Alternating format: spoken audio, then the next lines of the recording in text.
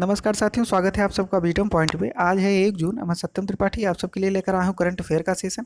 अगर आप SSC, railway, UP triple SC की तैयारी कर रहे हैं तो बिल्कुल ठीक जगह पे हैं। इसके अतिरिक्त यदि आप देश दुनिया की जानकारी रखना चाहते हैं तो भी हमारे चैनल बीटम पॉइंट को सब्सक्राइब कर लीजिए। इस चैनल के माध्यम से जो भी देश दुनिया की नई जानकारी होगी आप तक पहुँचाई जाएगी। चलिए साथियों, आज का सेशन शुरू करते हैं। आज का पहला क्वेश्चन है, अभी वीर सावरकर की कौन सी जयंती मनाई गई? तो इस क्वेश्चन का बी ऑप्शन सही है। 137वीं जयंती अभी वीर सावरकर की मनाई गई। अब थोड़ा सा ये क्वेश्चन लाने का उद्देश्य ये है कि कई लोग वीर सावरकर को देशद्रोही मानते हैं और कई लोग देशभक्त मानते हैं।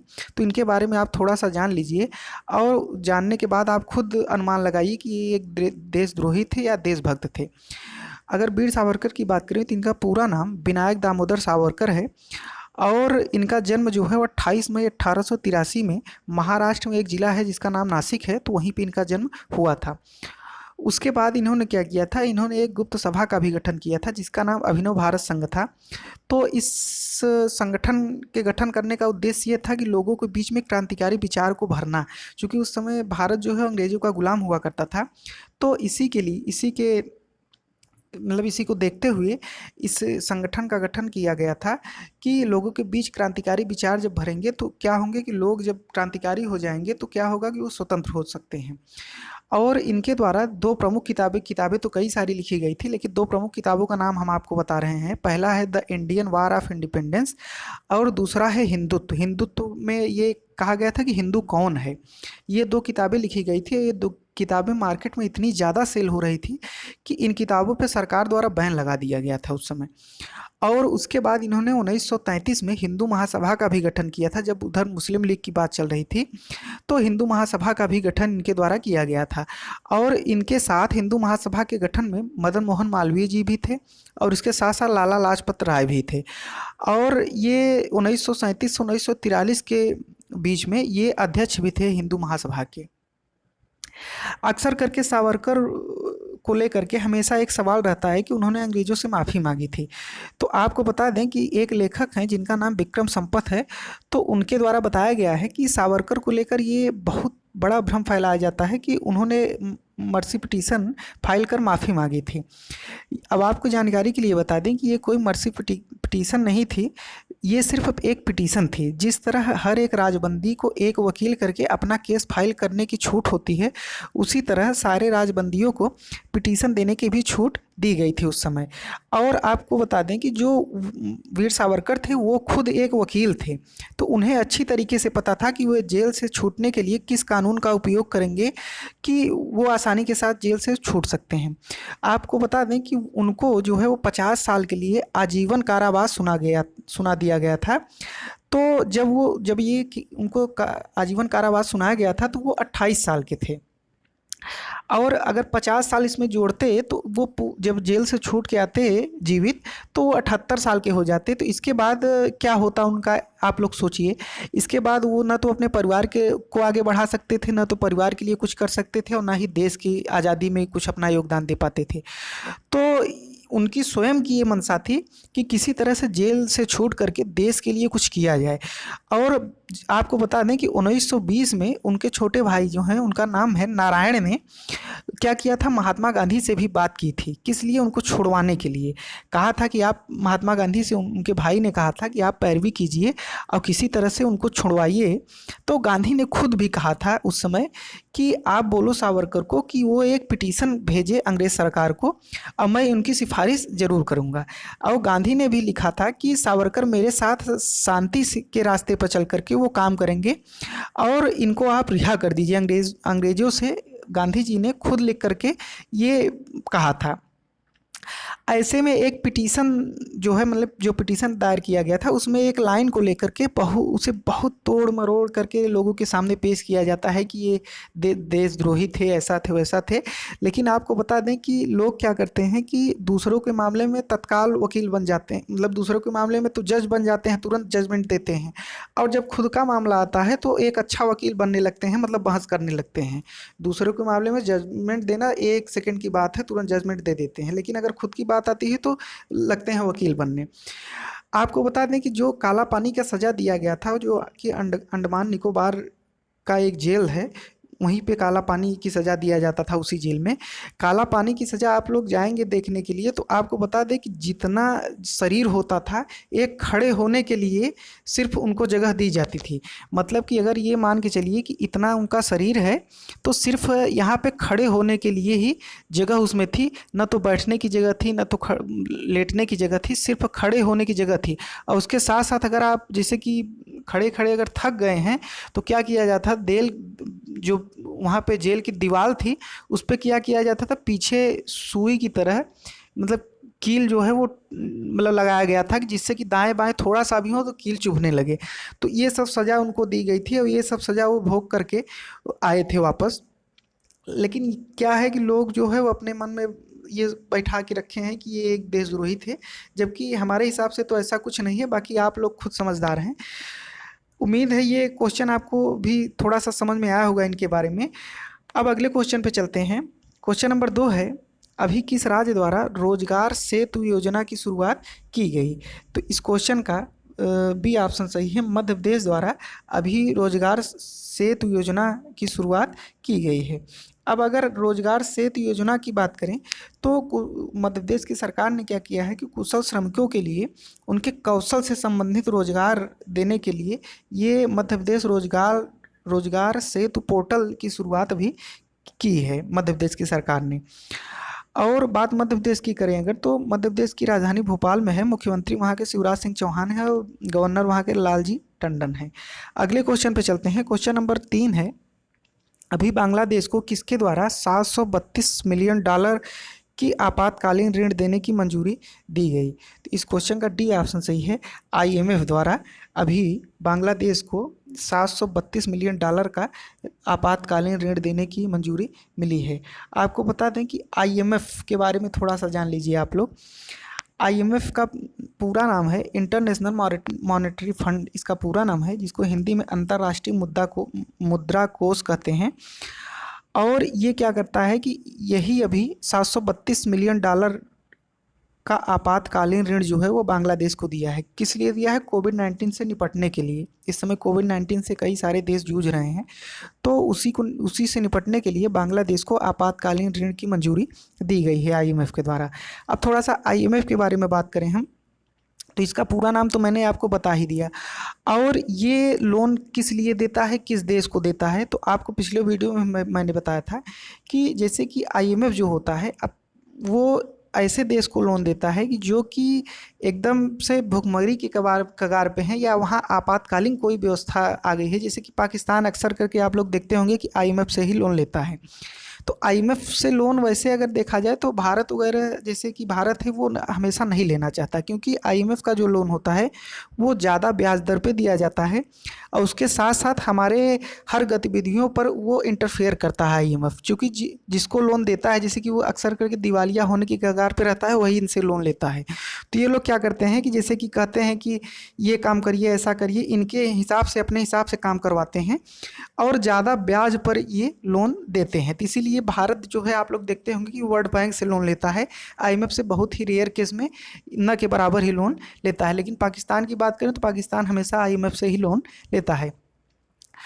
अगर वर्ल्ड बैंक और आईएमएफ की थोड़ा सा तुलना करें तो आपको बता दें कि जैसे कि वर्ल्ड बैंक से वो लोन लेता है या वर्ल्ड बैंक उसको लोन देता है, जैसे कि पता चला आपके पास कई सारी कंपनियां हैं, मतलब 5 कंपनियां आपके पास हैं, और अगर आप 5 कंपनियां इस समय आपके पास वर्तमान में हैं और अगर आप एक कंपनी को और स्थापित करना चाहते हैं, लगाना चाहते हैं, तो आपको क्या होगा, आप सीधे वर्ल्ड बैंक आपको लोन देगी। और वर्ल्ड बैंक जब लोन देगी तो जो वैश्विक मार्केट में छवि होती है वो भी बढ़ जाती है, क्योंकि वर्ल्ड बैंक से लोन लेने का मतलब ये होता है कि ये देश जो है या ये आदमी, मतलब आदमी को तो वर्ल्ड बैंक देती नहीं, एग्जाम्पल के लिए समझा रहे हैं आपको कि जैसे कि अगर कोई देश गया वर्ल्ड बैंक से लोन लिया तो वैश्विक मार्केट में छवि उसकी बढ़ जाती है। इसलिए कि वर्ल्ड बैंक से लोन लेने का मतलब है कि ये देश जो है ये विकास के पथ पर अग्रसर है।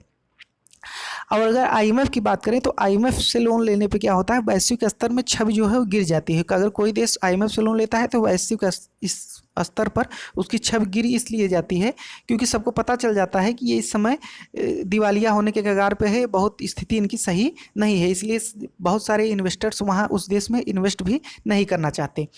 और आपको बता दें कि जैसे कि जो आईएमएफ होता है, आईएमएफ हम भी आपको बता रहे थे, जो आईएमएफ होता है, जिससे कि पता चला आईएमएफ उसको लोन देता है, जैसे आपको आपकी एक कंपनी है वो भी ठीक से नहीं चल रही है, आप रोज मतलब जो वहाँ पे कर्मचारी हैं तो उनको जो है मजदूर हैं उनको आप सही से तनख्वाह नहीं दे पा रहे हैं, वो भी बंद होने की कगार पे है, तो वो जो है वो आईएमएफ से लोन लेता है। लेकिन आपके पास 5 कंपनी है, अब आप एक कंपनी और बढ़ा करके स्थापित करना चाहते हैं, लगाना चाहते हैं, तो आपको वर्ल्ड बैंक लोन देगी। तो उम्मीद है साथियों ये थोड़ा सा कम समय में आपको आईएमएफ और वर्ल्ड बैंक के बारे में थोड़ा सा समझ में आया होगा। अब बात अगर आईएमएफ की करें तो आईएमएफ की स्थापना जो है 1945 में हुई थी और इसके सदस्य देश 189 हैं। अब अगले क्वेश्चन पे चलते हैं। क्वेश्चन नंबर 4 है, अभी ब्रिक्स के टैक्स अधिकारियों के प्रमुखों की बैठक की मेजबानी किसके द्वारा की गई? तो इस क्वेश्चन का ए ऑप्शन सही है, रूस के द्वारा अभी ब्रिक्स के टैक्स अधिकारियों के प्रमुखों के साथ बैठक की गई रूस की अध्यक्षता में। आपको बता दें कि ब्रिक्स में कितने देश हैं? ब्रिक्स में है आपका ब्राज़ील है, रसिया है, इंडिया है, चाइना है और साउथ अफ्रीका है। अगर ब्रिक्स की हम बात करें तो ब्रिक्स की स्थापना 2006 में हुई थी, और जब इसकी स्थापना 2006 में हुई थी तो ये ब्रिक्स नहीं था, उस समय ब्रिक था, मतलब इसमें यस नहीं लगा था, BRIC सिर्फ था। क्यों था BRIC? उस समय जब इसकी स्थापना 2006 में हुई थी तो उसमें ब्राज़ील था, रसिया था, इंडिया था और चाइना था, यही 4 देश थे। लेकिन 2010 में जो है वो साउथ अफ्रीका भी इस संगठन से जुड़ गया, तो ये पूरा नाम इसका ब्रिक्स हो गया। और 2010 में जब साउथ अफ्रीका जुड़ा तो 2010 से ये ब्रिक्स होने लगा, ब्रिक्स के नाम से हम लोग जानते हैं। तो इसी की अभी टैक्स अधिकारियों के प्रमुखों की बैठक जो है उसकी मेजबानी रूस के द्वारा किया गया है। अब अगले क्वेश्चन पे चलते हैं। क्वेश्चन नंबर 5 है, अभी छत्तीसगढ़ सरकार ने जल जीवन मिशन के तहत केंद्र सरकार से कितने रुपए स्वीकार किए हैं? तो इस क्वेश्चन का सी ऑप्शन सही है, 445 करोड़ रुपए अभी केंद्र सरकार द्वारा छत्तीसगढ़ सरकार को दिया गया है। किस लिए दिया गया है? तो एक जल जीवन मिशन है, इसके तहत क्या होगा कि 2024 तक टारगेट रखा गया है कि जो भी ग्रामीण परिवार हैं उनको स्वच्छ जल देने के लिए इनका टारगेट है कि पाइपलाइन की व्यवस्था करा करके पाइप द्वारा स्वच्छ जल 2024 तक सबको दिया जाना चाहिए ग्रामीण क्षेत्रों में। तो उसी के तहत इसी को जल जीवन मिशन कहते हैं। तो इसी मिशन के तहत अभी केंद्र सरकार ने छत्तीसगढ़ को 445 करोड़ रुपए का 445 करोड़ रुपए स्वीकृत देने का निर्णय लिया है। अब बात छत्तीसगढ़ की करें तो छत्तीसगढ़ की राजधानी जो है रायपुर में है, मुख्यमंत्री वहाँ के भूपेश बघेल हैं और राज्यपाल वहाँ की अनुसुईया उइके हैं। अगले क्वेश्चन पे चलते हैं। क्वेश्चन नंबर 6 है, अभी अमेरिका ने किस संगठन से सारे संबंधों को समाप्त करने का निर्णय लिया? इस क्वेश्चन का ए ऑप्शन सही है, WHO। WHO का पूरा नाम वर्ल्ड हेल्थ ऑर्गेनाइजेशन है, इसे हिंदी में विश्व स्वास्थ्य संगठन कहते हैं। तो इसी संगठन से अमेरिका ने क्या किया है, सारे संबंधों को समाप्त करने का निर्णय लिया है। आपको बता दें कि WHO के ऊपर हमेशा से एलिगेशन लगाया जाता है, अमेरिका के द्वारा भी, और कई सारे देश और एलिगेशन लगा रहे हैं कि WHO जो है वो क्या कर रहा है इस समय, चीन के तरफ से पक्षपात कर रहा है, चीन का साथ दे रहा है।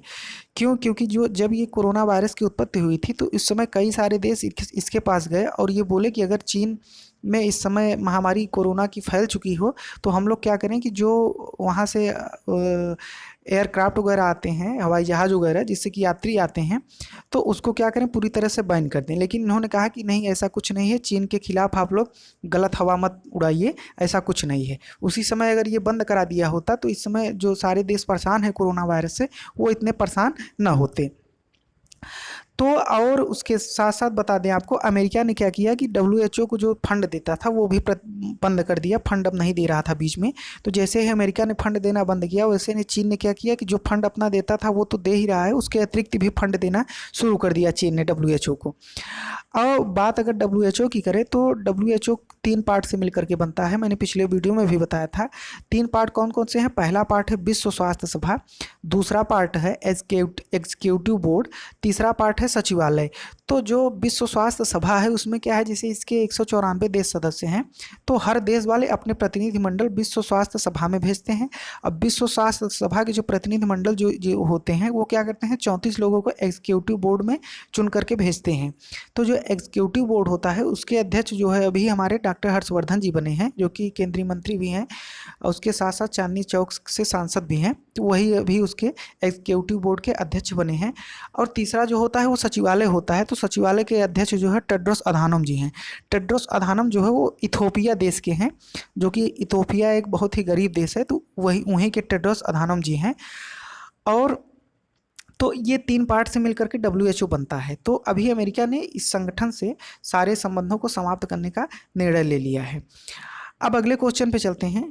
क्वेश्चन नंबर 7 है, अभी किस राज्य में गांव में रोजगार देने के लिए 300 करोड़ के विशेष पैकेज की घोषणा की है? तो इस क्वेश्चन का डी ऑप्शन सही है, तमिलनाडु। आपको बता दें कि तमिलनाडु की सरकार ने अभी निर्णय लिया है कि चूंकि तमिलनाडु के जो प्रवासी मजदूर थे या जो भी श्रमिक थे वो अपने राज्य को लौट के आए हैं इस समय, तो अगली लड़ाई हम लोगों की भुखमरी से होगी। क्योंकि जो मजदूर हैं वो क्या करेंगे, जब उनके पास काम नहीं रहेगा, तो जब काम नहीं रहेगा तो क्या होगा, रोजगार न रहने पे आप लोग जानते हैं कि खाने को पैसा नहीं मिलेगा। तो भुखमरी के कगार पे हम लोग इस समय आने वाले हैं, जो भी हमारे देश के मजदूर वगैरह हैं। तो क्या होगा कि इसी को देखते हुए तमिलनाडु की सरकार ने अभी विशेष राहत पैकेज में 300 करोड़ रुपए देने का निर्णय लिया है। अब बात अगर तमिलनाडु की करें तो तमिलनाडु की राजधानी चेन्नई में है। मुख्यमंत्री वहाँ के एडापट्टी के पलानी स्वामी हैं और राज्यपाल वहाँ के बनवारी लाल पुरोहित हैं। अगले क्वेश्चन पे चलते हैं। क्वेश्चन नंबर 8 है, अभी जम्मू कश्मीर ने कोरोना वायरस की वजह से अपने कौन से मेले को रद्द किया है? तो इस क्वेश्चन का बी ऑप्शन सही है, खीर भवानी मेला। आपको बता दें कि हर साल खीर भवानी मेला वहाँ पे बहुत ही धूमधाम से मनाया जाता था। इस मेले में क्या होता था, जो भी कश्मीरी पंडित थे वो इस मेले को धूमधाम से मनाते थे। और कश्मीरी पंडित जो वहाँ पे बचे हैं और उसके साथ साथ जो कश्मीरी पंडित वहाँ से भाग करके कई सारे राज्यों में आकर के बसे हुए हैं, ये सब लोग जाते थे वहाँ पे। ये खीर भवानी मेला बड़े धूमधाम से उनके द्वारा मनाया जाता था। तो इसी मेले को अभी कोरोना वायरस के चलते रद्द कर दिया गया है। अगले क्वेश्चन पे चलते हैं। क्वेश्चन नंबर 9 है, अभी BCCI द्वारा किस खिलाड़ी को राजीव गांधी खेल रत्न पुरस्कार 2020 के लिए चुना गया? इस क्वेश्चन का सी ऑप्शन सही है, रोहित शर्मा को अभी BCCI ने क्या किया है कि राजीव गांधी खेल रत्न पुरस्कार 2020 के लिए चुना है। अब उसको रोहित शर्मा को सम्मानित किया जाएगा इस खेल रत्न पुरस्कार से। आपको बता दें कि BCCI का पूरा नाम board of control for cricket in India है। इसके अध्यक्ष जो हैं वो सौरव गांगुली जी हैं और मुख्यालय इसका मुंबई में है। और स्थापना की बात करें तो दिसंबर 1928 में BCCI की स्थापना हुई थी। अगर राजीव गांधी खेल रत्न पुरस्कार की बात करें तो ये खेल के क्षेत्र में दिया जाने वाला सबसे बड़ा पुरस्कार होता है। तो इसी पुरस्कार से भी रोहित शर्मा को सम्मानित किया जाएगा। अगले क्वेश्चन पे चलते हैं। क्वेश्चन नंबर 10 है, अभी किस राज्य ने मुख्यमंत्री स्वरोजगार योजना की शुरुआत की गई है? तो इस क्वेश्चन का बी ऑप्शन सही है, उत्तराखंड ने अभी मुख्यमंत्री स्वरोजगार योजना की शुरुआत की है। इसके तहत क्या होगा कि जो वहाँ के मुख्यमंत्री हैं त्रिवेंद्र सिंह रावत, इन्हीं के द्वारा ये शुरू किया गया है। और उत्तराखंड आने वाले सभी कुशल व अकुशल श्रमिकों व कारीगरों को स्वयं का व्यवसाय शुरू करने के लिए प्रोत्साहित किया जाएगा। मतलब कि जो भी प्रवासी मजदूर या मजदूर कहीं बाहर किसी राज्य से आए हुए हैं उत्तराखंड में, तो उनको क्या किया जाएगा कि उनको कोई ना कोई रोजगार देने के लिए, कोई ना कोई काम कराने के लिए प्रोत्साहित किया जाएगा कि आप ये काम करिए, वो काम करिए। सरकार द्वारा डायरेक्शन दिया जाएगा। और डायरेक्शन के साथ साथ क्या होगा कि जो बैंक है वहाँ पे वो मतलब सरकार द्वारा बैंकों के माध्यम से ऋण भी उपलब्ध उन लोगों को कराया जाएगा। अब बात उत्तराखंड की है तो उत्तराखंड की राजधानी देहरादून में है। मुख्यमंत्री वहाँ के त्रिवेंद्र सिंह रावत हैं, राज्यपाल वहाँ की बेबी रानी मौर्य हैं। अगले क्वेश्चन पे चलते हैं। क्वेश्चन नंबर 11 है, अभी वाडा ने किसके ऊपर 4 वर्षों का प्रतिबंध लगाया? इस क्वेश्चन का ए ऑप्शन से है, किरणजीत कौर। आपको बता दें कि किरणजीत कौर जो है वो भारत की लंबी दूर की धाविका हैं। तो उन्हीं के ऊपर अभी वाडा ने क्या किया है, डोप टेस्ट में फेल होने के कारण 4 वर्षों के लिए प्रतिबंध लगा दिया गया है। अगर बात वाडा की करें तो वाडा का नाम है वर्ल्ड एंटी डोपिंग एजेंसी, इसका पूरा नाम है। उम्मीद है साथियों सारे क्वेश्चन आपको अच्छे समझ में आ गए होंगे। अगर ये वीडियो पसंद आया हो तो इस वीडियो को लाइक ज़रूर करिएगा। और लाइक करने के साथ साथ अगर आप हमारे चैनल को सब्सक्राइब न किए हो तो चैनल को सब्सक्राइब भी कर लीजिएगा। और इस वीडियो को ज़्यादा से ज़्यादा लोगों के पास शेयर भी कर दीजिएगा। पूरा वीडियो सुनने के लिए आपका बहुत बहुत धन्यवाद।